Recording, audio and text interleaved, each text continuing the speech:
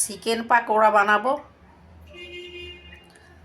তো একদম দেখে দেখে মুরগির বুকের মাংসগুলো নিয়ে নিলাম, হাঁস ছাড়া মাংসগুলো পাকোড়ার জন্য সব সময় হাঁস ছাড়া মাংস হলে ভালো হয়। তো সব হাঁস ছাড়া মাংস নিয়ে নিলাম পাকোড়ার জন্য।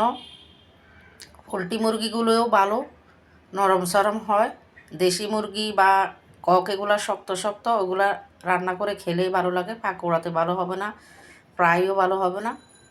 তো পোলট্রি মুরগি বুকের মাংস নিয়ে নিলাম পাকোড়ার জন্য। এখন এগুলোকে আরও ছোট ছোট করে নিব। পাকোড়া মানেই ছোট সাইজের বড়ার মতো হবে। তো কেটে নিব এখন ছোট ছোট করে। তো একদম ছোট ছোট সাইজের কেটে নিলাম।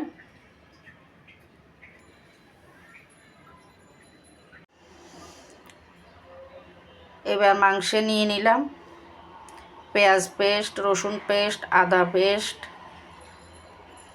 হলুদ, লবণ, গোলমরিচের গুঁড়া, জিরা গুঁড়া, লাল মরিচের গুঁড়া, কারণ পাকোড়া একটু লাল লাল হয় তাই লাল মরিচের গুঁড়োও দিলাম, গোলমরিচ তো দিলাম ওই।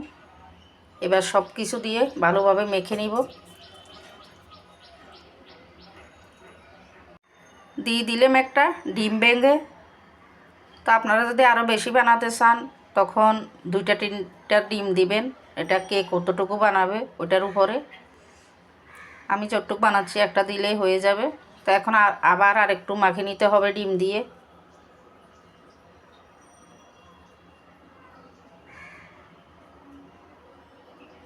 ডিম দিয়ে মেখে নিলাম। এবার দিয়ে দিচ্ছি গরম মশলার গুঁড়া,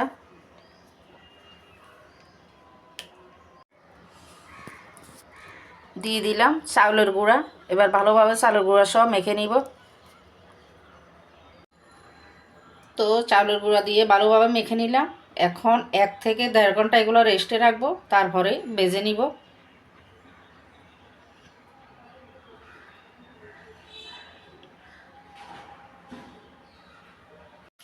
তো পাকোড়া গরম তেলে দিয়ে দিলাম। এবার উল্টিয়ে পাল্টিয়ে ভেজে নিব লাল লাল করে।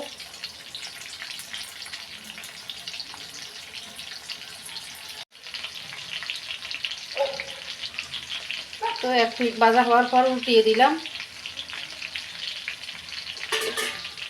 চুলার আঁচটা মিডিয়ামে থাকবে, বেশি জোরে দিলে ভিতর থেকে হয়ে আসবে না, পোড়া লেগে যাবে।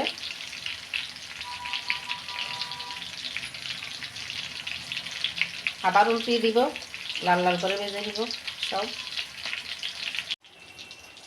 তো ভেজে নিলাম পাকোড়া, এই যে